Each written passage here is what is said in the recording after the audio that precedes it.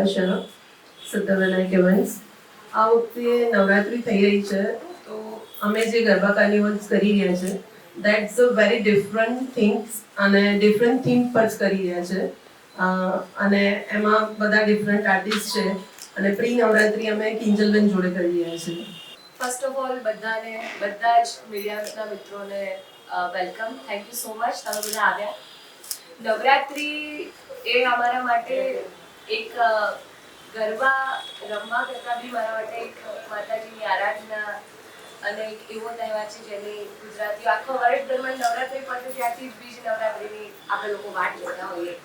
એટલે લગભગ છેલ્લે 2019માં મેં નવરાત્રિ કરી હતી અમદાવાદમાં. એના પછી ખાસા ટાઈમ પછી હું અમદાવાદમાં પરફોર્મ કરી રહી છું.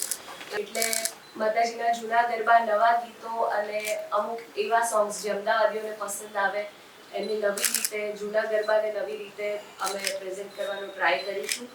અને અમદાવાદીઓને બસ આટલા ટાઈમ પછી હું મળવાની છું, ખાસ તો એમના માટે પરફોર્મ કરવાની છું. એટલે અમદાવાદીઓને તમારા સૌ મીડિયાના મિત્રો વતી કહીશ, યસ, 1 ઓક્ટોબરે આપ સૌ આવો અને અમારી સાથે ગરબા રમો એવું આપ સૌને ભાવભર્યો આમંત્રણ. અમદાવાદની નવરાત્રિની વિશેષતા એ છે કે અહીંયા પહેલા તો ગમે ત્યાં જઈએ પણ એવું કેમ કે દુનિયાનો છેડો ઘર છે અને ઘરે આવીને તમને જે શાંતિ મળે, એટલે અમદાવાદ એ મારું ઘર છે. અને જ્યારે ઘરના લોકો સામે તમારે પરફોર્મ કરવાનું હોય, જ્યારે એક ફેમિલી કહેવાય કે જ્યાં હું મોટી થઈ છું, એટલે અમદાવાદ એ મારા માટે હંમેશા સ્પેશિયલ છે. અને બહારની નવરાત્રિ કરતાં ગુજરાતની કે અમદાવાદની નવરાત્રિની વિશેષતા એ છે, આમ કહેવા જઈએ તો એવું કંઈ સ્ટેજ માટે કોઈ એવું એથિક્સ બનાવ્યા નથી, પણ બધે ત્યાં સુધી હું નવરાત્રિમાં બોલિવૂડ સોંગ્સ ઓછા પ્રિફર કરું છું. કારણ કે નવરાત્રિ એક એવો તહેવાર છે કે જ્યાં માતાજીને મેં કીધું ને કે એક ઇવેન્ટ કરતાં બી માતાજીની આરાધના, જ્યાં સૌ મળીને આપણે જૂના ગરબા અમુક એવા છે કે જે આપણે